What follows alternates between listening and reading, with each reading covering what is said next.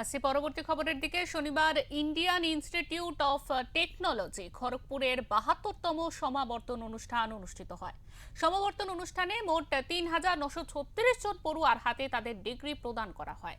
এদিন ৫৩৯ জন পিএইচডি, ৩১ জন এমএস, ৯০৮ জন এমটেক, ১৬৩ জন এমবিএ, ৮০১ জন dual degree, ৬২৮ জন B Tech honours, ৪০ জন B arch ইত্যাদি ছিলেন। অনুষ্ঠানের প্রধান অতিথি হিসাবে উপস্থিত ছিলেন কেন্দ্রীয় শিক্ষা প্রতিমন্ত্রী ডক্টর সুকান্ত মজুমদার।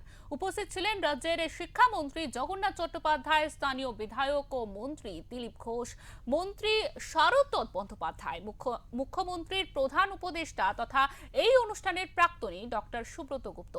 এদিনের এই অনুষ্ঠানে উপস্থিত হয়ে অভিষেক বন্দ্যোপাধ্যায়ের সেবাশ্রয় প্রসঙ্গে কেন্দ্রীয় শিক্ষা প্রতিমন্ত্রী বলেন, মানুষের জীবন নিয়ে যদি উনি ছিনিমিনি খেলেন তবে এই আইনানুগ ব্যবস্থা তার বিরুদ্ধে নেওয়া হবে। আইনের ঊর্ধ্বে কেউ নন। এছাড়াও এদিন তিনি ছাত্রছাত্রীদের উদ্দেশ্যে বলেন, এখন মানুষের জীবন ইঁদুর দৌড় হয়ে গিয়েছে, সেখান থেকে আমাদের বেরিয়ে আসতে হবে।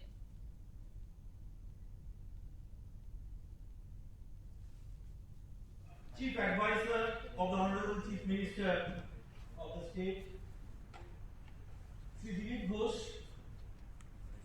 Honorable Minister, teachers and families who have walked this journey with you.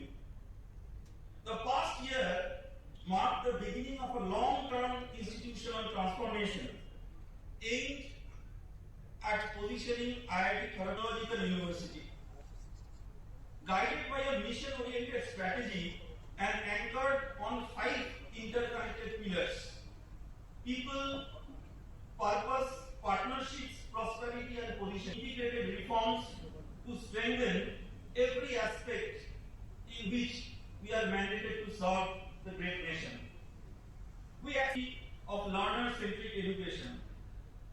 More than 14,000 students created academic bank of credit IDs, flexibility without compromising the rigor of our academic. 2 major degrees the students can undertake simultaneously. That has taken off well. 25 micro specializations across various disciplines. The Senate বর্ধিত অপরাধ, তার মধ্যে সেবাশ্রয় অন্যতম একটি।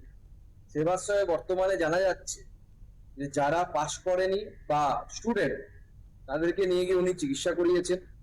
অনেক আয়ুষ ডাক্তারকে নিয়ে গিয়ে নার্স স্পেশালিস্ট বলে, নিউরো মেডিসিনের ডাক্তার বলে, স্পেশালিস্ট বলে তাকে দিয়ে চিকিৎসা করিয়েছে। স্বাভাবিকভাবে লোকজন এখন তার বিরুদ্ধে অভিযোগ করছে।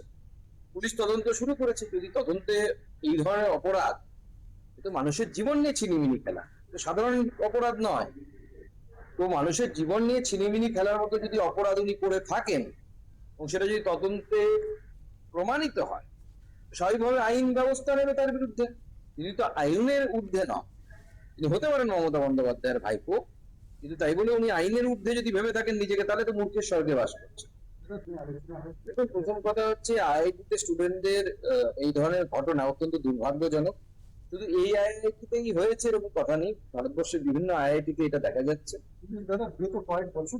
এটার মূল যেটা হচ্ছে মানসিক চাপ হিসেবে নেওয়া পড়াশোনা।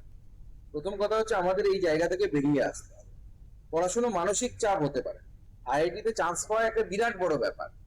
তো স্বাভাবিকভাবে তারা, যে সমস্ত ছাত্রছাত্রীরা এখানে আসেন, তারা ভারতবর্ষের অন্যতম প্রথম দীক্ষার ছাত্রছাত্রী।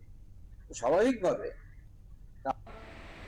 কেন মানসিক প্রেসারে পড়ে যাচ্ছে? এই ইঁদুর দৌড় এখনকার দিনে, ফার্স্ট হওয়ার জন্য দৌড়, চাকরি পাওয়ার জন্য দৌড়, এই দৌড় থেকে আমাদেরকে বেরিয়ে আসতে হবে। এইভাবে দৌড়লে পরে মানুষ জীবনে শান্তি পাবে।